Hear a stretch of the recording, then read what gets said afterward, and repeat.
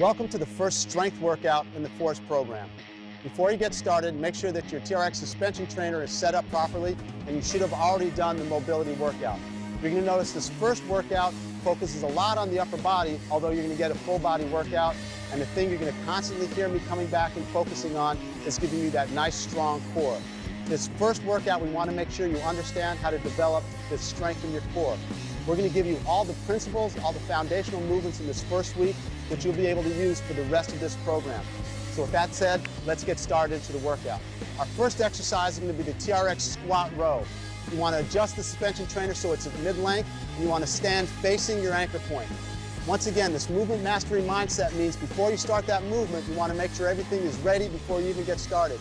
The three levels are going to be squat, squat row, and squat with a Y fly. So for the squat Y fly, we're going to start with this end range, arms up overhead.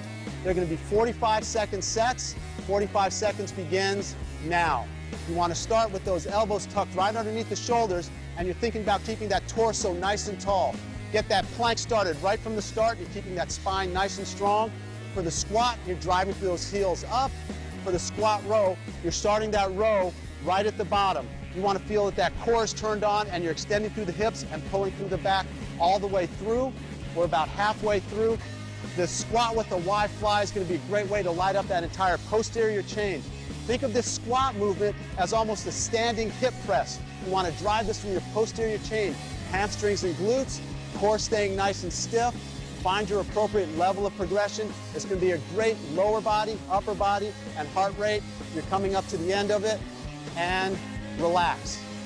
Next exercise is going to be the TRX chest press. So you're going to go ahead and lengthen the suspension trainer to full length.